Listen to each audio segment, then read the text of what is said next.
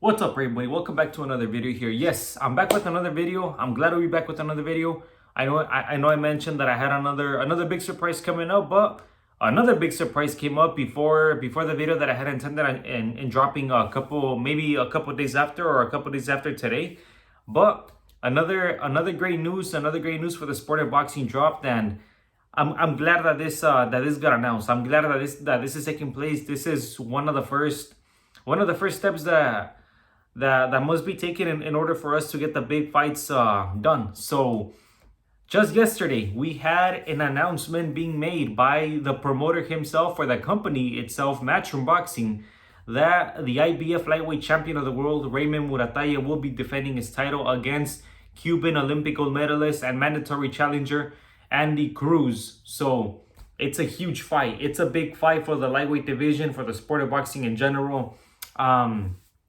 I know I mentioned in the past when I did a video a couple months ago, maybe like 2 months ago, where I think this was when the Teofimo Lopez versus the Shakur Stevenson fight first began to be talked about. It still wasn't even as of right now, it still hasn't been finalized, but it had barely started to linger here and there that we might see that potential fight. And I mentioned that, in my opinion, I believe that Shakur would first unify the lightweight division before moving up to 140.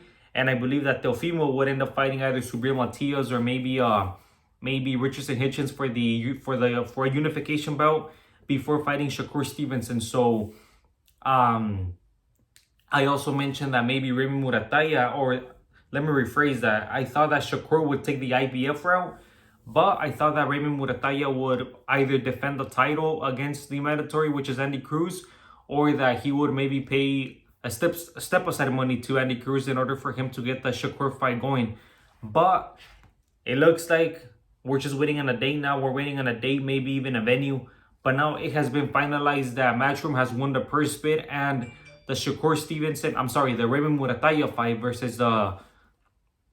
versus Andy Cruz is gonna take place. So I am excited for this one. I just finished watching yesterday actually a couple Raymond Muratalla fights. I had never seen a fight before. I know I mentioned it in the past, including in the video that I was talking about a couple moments ago. But yesterday night, I was watching Raymond Muratalla fight. I saw a couple of his fights against Jeremiah Nakatila, against Tevin Farmer, and also against the most recent opponent, Zaur Abdullah, if that's how you pronounce his name. He's a great talent. He's got a great punch placement. He's able to pick his shots pretty well. He knows when to throw a certain shot. He knows how to find the openings or how to create openings. He's got great counters, great footwork. He's able to create the different attacks with his footwork using angles. He's got a complete package. He's definitely a great fighter, or a good fighter. I could see why there was talks between him fighting Shakur when Shakur was looking for an opponent, and he ended up fighting Artur Herturian, if that's how you pronounce his name, and then Josh Padley. So I could see why he was being talked as one of as a future world champion, and with every right that he had, he definitely possesses all the tools to be considered a champion himself, and that's what he currently is. And now let's talk about the fight. So, in my opinion, I do believe that Raymond Muratalla should win. I think that he has the experience in the professional boxing. Amateur boxing and professional boxing are two completely different things. Obviously, having a longevity in your amateur career does help it helps you when you debut into the professional rankings, or into the professional side of the sport. Having that Olympic gold medalist, having secured three, if I'm not mistaken, I believe it was 3 victories over Keyshawn Davis in the amateurs. Having a huge amateur pedigree does help. Oscar De La Hoya is an example. Vasyl Lomachenko, Floyd Mayweather, Pernell Whitaker, Mildred Taylor, Sugar Ray Leonard, Andre Ward. I can go on and on about Olympic gold medalists that have used their amateur experience to transition into the profession, into the pros, and they've had successful and tremendous careers, outstanding careers, terrific careers. So that amateur pedigree is going to play a significant role in Andy Cruz when he steps into the ring with Muratalla. But in my opinion, I think Raymond Muratalla I think he sits in his shots. He sits on his shots a little better than Cruz, and I think that he's got what it takes to pull off the victory. I'm rooting for him. I'm rooting for him. He's from Southern California, just like I am, of Mexican heritage, just like I am, Mexican American, just like myself. So I'm rooting for him. I would like to see him win. And the main reason why I would like to see him win is because I would like to see him in the unification matches at 135, especially against Shakur Stevenson. You know, I think that's gonna be a big fight, just how the Shakur versus William Cepeda fight was. I do think that Raymond Muratalla possesses even better qualities than Cepeda to be more of an evenly matched of an even match against Shakur. I think Raymond Muratalla's countering is a little better. He has better angles, better footwork than Cepeda, and maybe even sits on his shots a little better than Cepeda. So, in my opinion, I do believe that's if Raymond Muratalla is able to have a win or come out victorious in his upcoming fight against Andy Cruz, I do believe that he will give Shakur Stevenson a tough fight, and that's the fight that I would like to see at 135. You know, I would definitely like to see that unification take place. Of course, we have other fights coming up in the Benavides versus Yarde card. We have Sam Notes from England fighting Abdullah Mason, another great prodigy, another viewed as the next great American world champion. And as they should, you know, I've seen him fight a few times. He's got what it takes. He's got the skills. He's got the heart, the determination. I saw it in one of his fights against Johan. I don't recall the last name, but it was a fight where he got dropped twice in the first round. Got back up and won a second round knockout. So I wouldn't mind seeing that unification with Muratalla either. But going back to the main topic of this video is mainly about the purse bid being won by Matchroom for the Andy Cruz versus Raymond Muratalla fight to take place. You know, that was big news. It definitely caught a lot of people off guard, including myself. I wasn't 100% sure that Raymond Muratalla and his team would take the route, or that a purse bid would be secured, or that a purse bid victory would be secured. Let me rephrase that. But it did, and that's good. It's definitely a good news. It's definitely great for both fighters, especially for Andy Cruz. He's gonna be able to get a world title shot, something that every fighter dreams of. Every fighter that steps into the ring dreams of one day becoming a world champion, of one day becoming a superstar, of one day headlining pay-per-view events. And this is Andy Cruz's biggest moment thus far. You know, I know that he achieved the Olympic status or gold medal status in the Olympics, but nothing takes away a world title. You know, a world title is the pinnacle of the sport, and this is what every fighter dreams of. This is why they fight for. This is what all the sacrifices for. So Andy Cruz is ready. I know Raymond Muratalla, he's gonna do any and everything it takes to prepare himself to the fullest. He's got a great team behind him, linked up with Robert Garcia, and they're gonna do whatever it takes to come out victorious. And I know Andy Cruz will do the same, and his team as well. So I'm looking forward to this fight. Because the winner of this fight is gonna secure a big fight in the upcoming future. I'm pretty sure it'll be the next one after.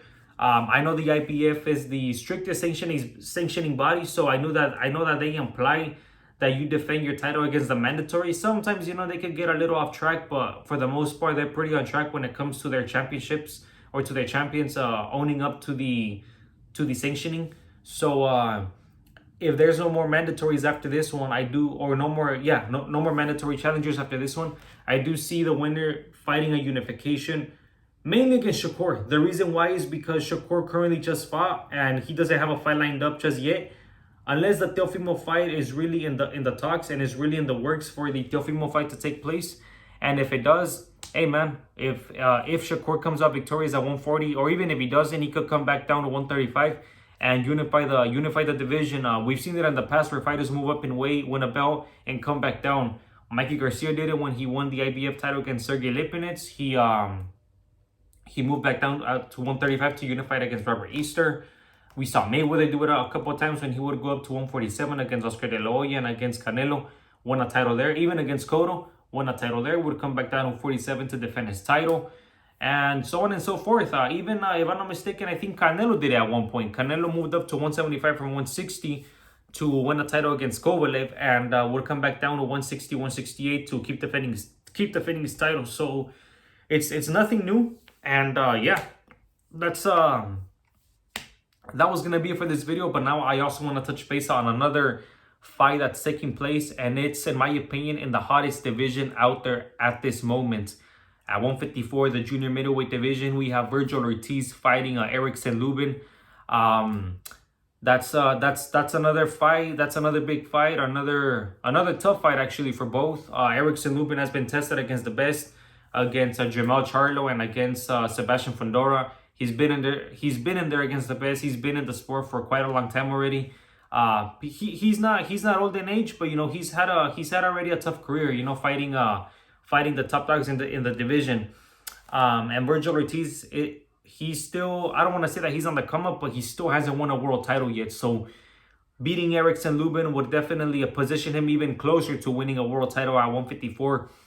Whether it be against the WBC world champion Sebastian Fundora, or whether it be taking another route. I know there's been a lot of talks of the Boots Ennis fight, and that's a fight I'm definitely looking forward to.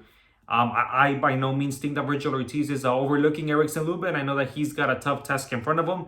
And if he was to make that mistake where he overlooks his opponent, those big fights would be jeopardized. You know, he would not get those big paydays against Boots Ennis, or that Mexico versus Puerto Rico against Xander Sayas, or maybe even that fight against Fundora. So I know that he's focused. I know that he's locked in, as he should be. So is Erickson Lubin. If Erickson Lubin is able to pull off the upset, he would be the one getting those opportunities that Vergil is expected to get up next. He would be the one fighting Boots Ennis, fighting maybe a rematch with Fundora, maybe getting a world title shot against Sayas. So I know that Erickson Lubin is locked in, and he's looking to make a statement. He's looking to upset the party. He's looking to ruin the party.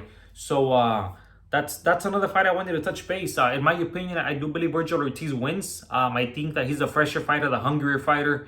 He's the fighter that's on the come up right now. He's a fighter that the spotlight is on right now. He's one of the biggest and one of the most hottest names in the division that he's fighting in right now. I mentioned it already. In my opinion, the 154-pound division is the hottest division at the moment. And the fights to make are Boots Ennis versus Vergil Ortiz, Sebastian Fundora against Vergil, Xander Sayas against Fundora. You know, those are the fights that need to take place. Bakram versus Sebastian Fundora. I wouldn't mind seeing two fighters from the PBC stable going at it either for a unification. So that's I also wanted to touch base on that. So we have two major news, or yeah, I guess two major, what do you call it? I guess two major fights being alarmed or that are being thrown out there that are gonna be taking place.